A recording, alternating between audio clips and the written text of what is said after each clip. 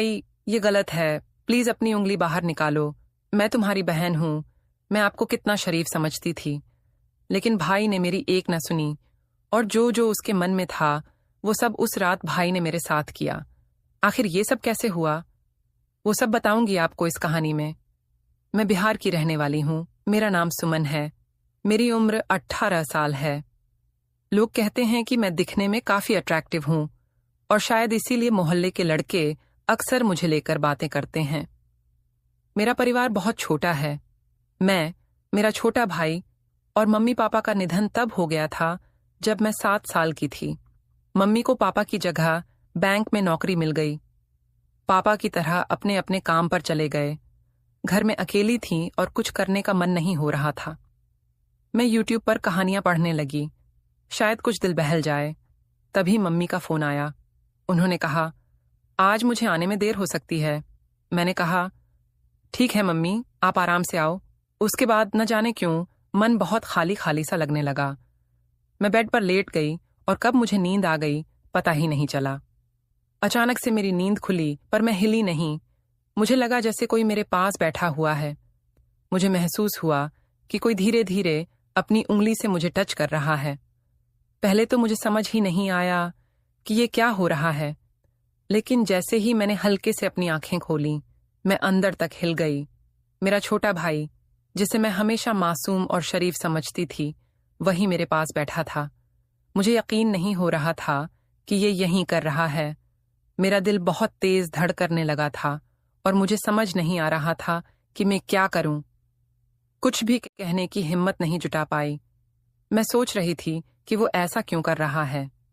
क्या उसने कभी ऐसा कुछ सोचा भी था मेरे बारे में, या फिर ये सिर्फ एक गलती थी। उस पल मेरे मन में बहुत सारे ख्याल आ रहे थे। क्या मैं उसे माफ कर सकती हूँ? क्या ये एक ऐसी घटना है जिसे मैं नजरअंदाज कर सकती थी?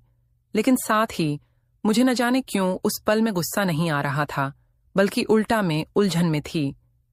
शायद मेरी समझ में ही कुछ कमी थी, या फिर मैं उस पल में कुछ और सोच रही थी।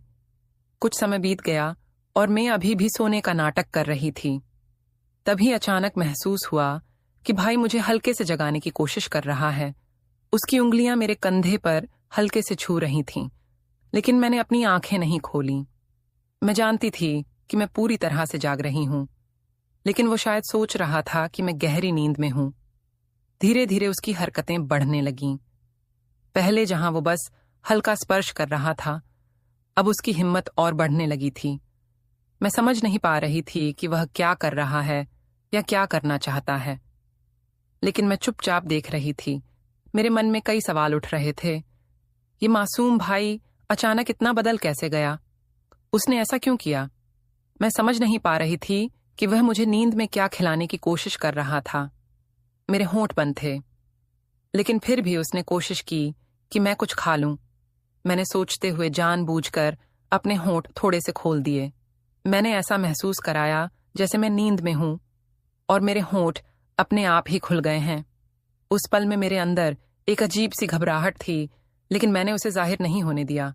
अचानक मेरे फोन की घंटी बजने लगी। उस आवाज से माहौल पूरी तरह बदल गया। भाई तुरंत डर गया और घबराकर दूर हट गया। वो इतनी तेजी से उठा कि मैं समझ गई। उसके दिमाग में भी डर था कि कहीं मैं जाग न जाऊं। मैंने फोन उठाया तो देखा वो मेरे बॉयफ्रेंड का कॉल था। इसको भी इसी समय कॉल करना था। मैंने मन ही मन सोचा। मैंने फोन उठाकर बड़ी मुश्किल से अपने बॉयफ्रेंड को समझाया कि मैं घर के काम में बिजी हूं। उसका मूड भी शायद कुछ और बातें करने का था, लेकिन मैंने जल्दी से कॉल कट किया। अब मेरा ध्यान फिर से भाई की तरफ था, लेकिन वो कमरे में चला गया और मैं सोचने लगी, क्या मैं उससे इस बारे में बात करूं या इसे अनदेखा कर दूं? बहुत देर तक मैं अपने विचारों में उलझी रही। मैंने सोचा कि अगर मैं इस पर कुछ नहीं कहूंगी तो शायद ये घटना फिर से हो सकती है, लेकिन अगर मैं उसे कुछ कहती हूं तो हमारे बीच का रिश्ता हमेशा के लिए बदल जाएगा। फिर मुझसे और रहा नहीं गया। मेरे मन में उथल पुथल मची हुई था। मुझे समझ नहीं आ रहा था कि मैं उससे क्या कहूंगी या किस तरह इस पूरे वाकये का सामना करूंगी। जब मैं भाई के कमरे के पास पहुंची तो दरवाजा आधा खुला हुआ था। मैंने धीरे से अंदर झांका। जो मैंने देखा उसने मेरी आंखें पूरी तरह से चौड़ी हो गईं।